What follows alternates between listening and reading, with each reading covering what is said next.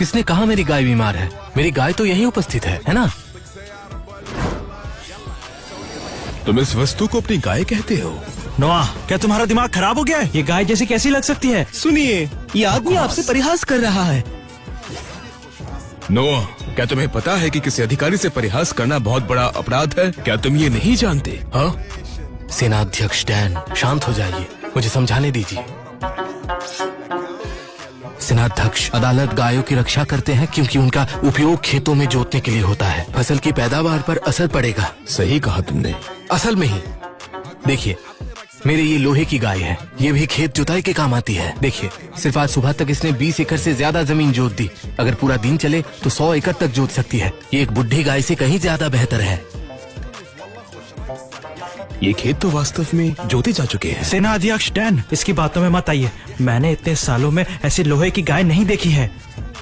मेरी बात मानो, तुम्हें सच में और पढ़ाई लिखाई करनी चाहिए। छोटे बाल, छोटी सोच। मेरी ये लोहे की गाय अत्याधुनिक यंत्र विज्ञान के हिसाब से बनाई गई है। ये एक यांत्रिक चमत्कार है। इसे घास की बिल्कुल आवश्यकता नहीं, बस थोड़ा सा ईंधन, और ये बिना रुके चल सकती है। क्यों ना मैं आपको सच में करके दिखा दूं?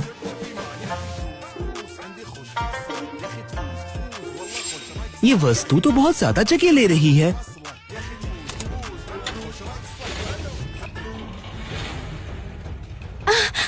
अरे ये चल रहा है। अरे भाई, ये चल रहा है। अरे देखो देखो, ये सच में जमीन जोत सकता है। अरे ये तो बहुत ही अजीब है। अरे ये चल रहा है। अरे भाई, ये चल रहा चीज है। लगता है ना? ये सच में जमीन जोत सकता है। बहुत ही अच्छा है। अद्भुत। सेनाध्यक्ष, कैसा लगा? ये लोहे की गाय तो अतुलनीय है। एक लोह गाय एक दिन में 100 एकड़ खेत जोत सकती है। 10 लोह गाय 1000 एकड़ जोत पाएगी। 100 लोह गाय 10,000 एकड़ जोत पाएगी। यहाँ 1 लाख एकड़ भूमि है, तो फिर 10 दिन में सारी भूमि जोती जा सकती है। जबकि एक साधारण गाय सिर्फ 5 एकड़ प्रतिदिन जोत पाती है। महान जुआन राजवंश में खेतों का रोपण काल छूट जाता है, जिसे फसल उगाने में असर पड़ता है और जमीन बर्बाद होती है। अब महान जुआन और महान झाओ सालों से युद्ध में उलझे हुए हैं। न सिर्फ अनाज की कमी है, बल्कि कर्मचारी की भी कमी है। अगर हम इसका उपयोग करते हैं तो 10 दिन के अंदर राष्ट्र के सारे खेत जोत सकते हैं। उसके बाद राष्ट्रीय पैदावार 3 गुना, 5 गुना, यहाँ की 10 गुना बढ़ सकता है। पैदावार 5 से 10 गुना बढ़ेगा। इससे 50,000 सैनिकों का भरण पोषण किया जा सकता है। ये एक ऐतिहासिक उपलब्धि होगी। नोआ, तुम्हारे पास ऐसी कितनी लोह गाय है? फिलहाल सिर्फ 1, लेकिन चिंता मत कीजिए, मैं 10 दिन के अंदर 100 बना सकता हूँ। बहुत बढ़िया, बहुत बढ़िया। अगर हम उत्पादन की समस्या सुलझा ले तो ये युद्ध महान जुआन की जीत पर अंत होगा। मेरा और तुम्हारा नाम इतिहास के पन्नों पर लिखा जाएगा। सिस्टम स्टोर में पॉइंट्स के बदले सामान ली जा सकती है। थोड़ा समय और 100 ट्रैक्टर तो यूं ही आ जाएंगे, लेकिन मैं उन्हें मुफ्त में नहीं बांट सकता। सेनाध्यक्ष, मैं अपनी लोहे की गाय सबके उपयोग के लिए दे सकता हूँ, ताकि सब मिलकर उसका उपयोग कर सके। लेकिन मेरी तो छोटी सी विनती है। अगर ये योजना सफल होती है तो बहुत बड़ी बात है। तुम्हारी क्या विनती है? सेनाध्यक्ष, इसकी बातों में मत आइए। ये बस एक असफल विद्वान है। इसे इन यंत्रों के बारे में क्या पता? मुझे लगता है ये एक धोखाधड़ी है। ये इसकी चाल है। सेनाध्यक्ष, अगर आपको भी लगता है ये एक चाल है तो आप अभी मुझे बंदी बना सकते हैं। मैं कुछ नहीं बोलूंगा।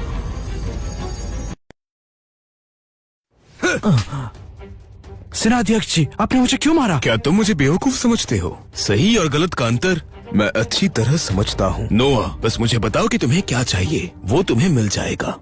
मेरी पहली शर्त यह है कि मेरी ये लोहे की गाय सब लोग मिलकर इस्तेमाल कर सकते हैं, लेकिन काम खत्म होने के बाद हर 1 एकड़ जमीन के लिए मुझे 2 किलो अनाज या उसके बराबर का धन चाहिए। समझे आप?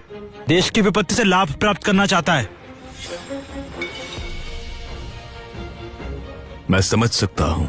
अगर तुम सच में अपनी लोह गाय से खेत जोत सकते हो तो 2 किलो अनाज कोई बड़ी बात नहीं है।